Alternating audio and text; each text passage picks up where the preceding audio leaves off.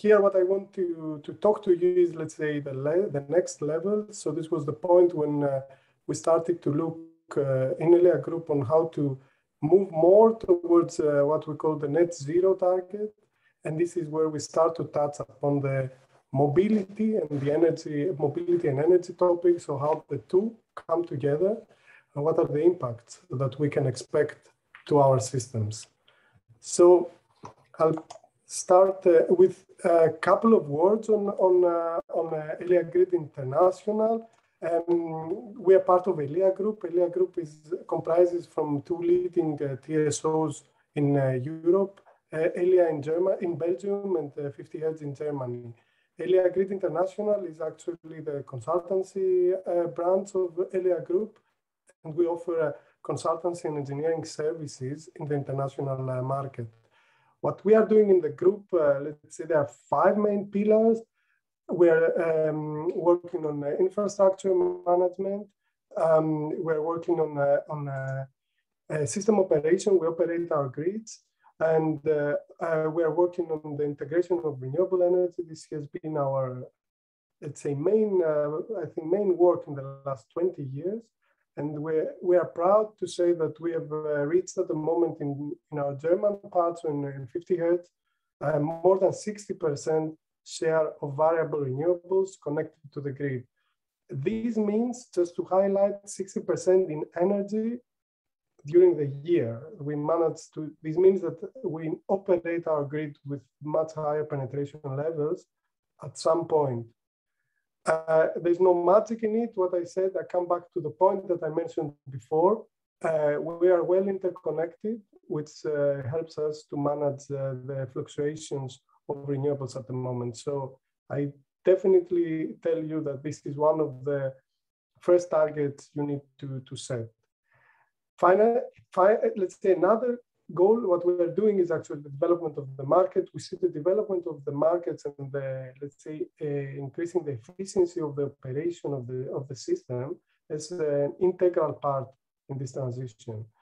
And finally, through EGI, through Elia Grid International, we're offering international strategic consultancy. We try to, let's say, spread the word out, bring our experiences from what we are we learned all these years to the international market, as we really believe that the managing the energy transition is a global goal, and it should not be just focused on one country or on Europe as such. Here's a small map. Elia Grid International started approximately 5 years ago or 6. And we have tried to work, we've worked in several areas around the globe with assignments. We have a core presence in 3 regions. One is in Europe, of course, with Germany and Belgium as our core offices, but also in the Middle East and also in Southeast Asia. You can see here where we have 2 offices in Singapore and Thailand. And we're very interested on the developments that we see in the region. So coming back to the focus of this speech. So 1 year ago, we've been starting working on the big topic on mobility. And the key question was actually how to reach the net zero target. So in Europe, there's an acceleration towards reaching even higher penetration levels of renewables and deep decarbonization. And here is where we saw that e-mobility is a key role. And we, let's say, as power infrastructure, we find ourselves in the middle. And this is a point where we really found it very important that we start to see what will be the impacts and what are the, let's say, the threats, but what can be also the benefits regarding the strategies. This was a study that, I think it's interesting, there has been no lobby group behind it. This has been our interest as a group to find out what is the best way and to somehow guide our policymakers towards the next steps into integration more now. I always say integration of renewables. Now we start to see integration of electric vehicles. Now it's our next big toy that we need to integrate in our systems. So e-mobility, we see this as a new, let's say, a new big development. And you see, this is the typical, what we call the typical S-curve, where you have a slow uptake in the initial phase. Then there is a kind of like a rapid development where there's a rapid growth. And then where there's the mass market, we will reach at some point a stabilization. We believe we are still in the beginning, but there are a lot of questions, some breaking barriers that need to pass in order to define whether we will really reach a mass development, or we will somehow limit the development because of several reasons. And what we see is that we may find ourselves, and you, I think also as PLN, find yourselves in the middle at some point, because one of the key issues that may rise is the lack of sufficient charging infrastructure. And this is one of the topics that we see as very important.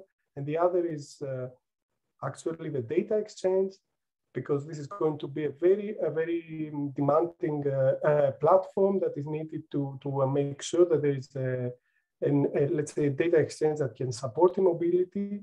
And finally, we see that also the market rules we are lacking good market rules to support this development. And this is why we wanted to see, we wanted first of all to make a study in order to identify the benefits and identify also if we define, if we make, let's say, everything work, how much added benefit we may get. So if we manage to remove the barriers, because this is for us important to say, okay, there is a goal that is important enough. And as I said, this can be at the same point, it's a big, let's say, challenge, a big opportunity, but this can be also a big threat. That's what we see for us. And this is a development that we cannot somehow control. And for us, I can say it's one experience that we saw also with the development of PV in our systems. There was a very fast uptake 15 years ago. And this was something that we also could not foresee. And then we found ourselves running behind these developments. And this is something that we want to avoid. So moving to the next, what we did is that we developed a full tool chain. I will explain a little bit more what is the specificities of this type of analysis. So we need to understand, and this is what we put here. We put a transportation, what we call a transportation model for battery electric vehicle and plug-in hybrids. So we need to understand how the fleets of electric vehicles will charge and will charge in the system at the times, and how these times will actually correlate to renewables and to the load. And this is what we feed in a power system model. And on top of that, then we have a smart charging optimization algorithm, where we try to see whether we can make some smart, let's say, steering signals towards the fleets of vehicles. And if we do this, how far we can improve the system operation and achieve benefits. Looking at the context, what we did is that we place ourselves into a situation of 2030, where we have in Europe a large increase in renewables, and we have a decrease in conventional production. That was what was mentioned also in a previous presentation. We are phasing out at the moment in Germany. We phase out coal and we phase out nuclear. And we end up in a situation where we will have much more renewable-based system. So we move ourselves there, and we make some scenarios on vehicles. And these are, let's say, some, I would say, mild scenarios. This can be also more. So we have 1.5 million vehicles in Belgium and 10 million vehicles assumed in Germany. And we assume that we have our smart charging scenarios where we can optimize, let's say, the vehicles. And we try to see, we focus, let's say, more on the optimization of the energy component. We don't take grid tariff or tax into account. And the simulation, so what we did is that we simulated a full year of operation on an hourly step in order to understand how the vehicles can be charged and discharged in the market. And in this case, we did not take into account the congestions on the lower voltage, but we investigated this afterwards. But this, in the first place, we just tried to see the benefits in the market. Finally, we used real data on mobility. There are mobility surveys that exactly depict in Belgium and Germany how the people behave. And we defined some operational rules on how the battery should be operated. For example, that we don't have a battery that can, we don't discharge the battery below 20%. And we are make sure that battery is always in the morning at 80% of its level in order to be able to keep the full day. The concept on the electromobility, let's say, modeling in the system. Sorry, there is an issue here. So I would just give me 1 second because I need to.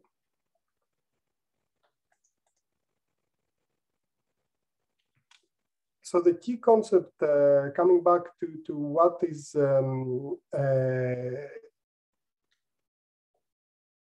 the key parameter on the mobility, on capturing how the electric vehicles will operate in the system, is the fact that one should understand how when the vehicles somehow are online or offline, meaning traveling, when people are traveling or not.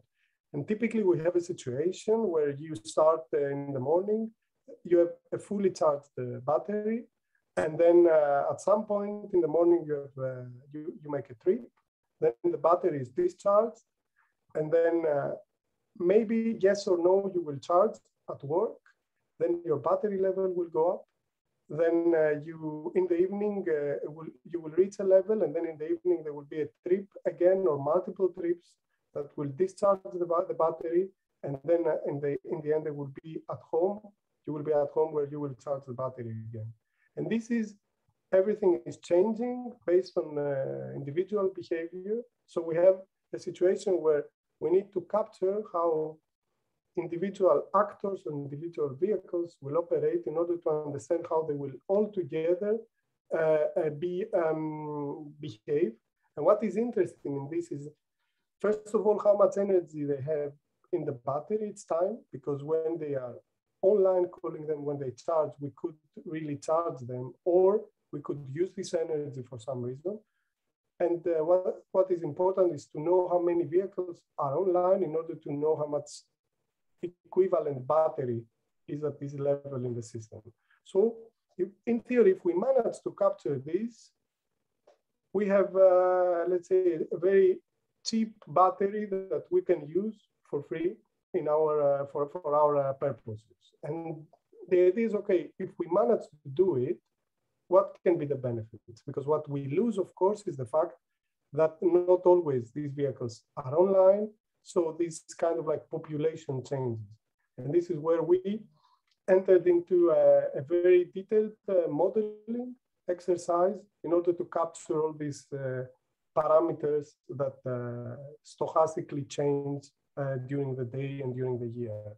So I would not state too much, but this was, let's say, this model has been the core of our exercise here. And this is something that we are glad, let's say, to also let's say, roll it out in other regions. But typically, there is a behavioral on transportation. How do we use our mobility, our vehicles? and this means what time do we leave and what time we arrive, how many trips we do.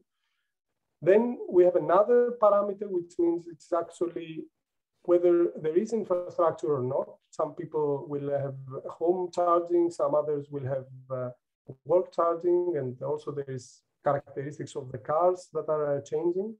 And finally, you have some daily behavioral patterns that change whether you charge at home or at work or a public, or if there is a public charging point or not.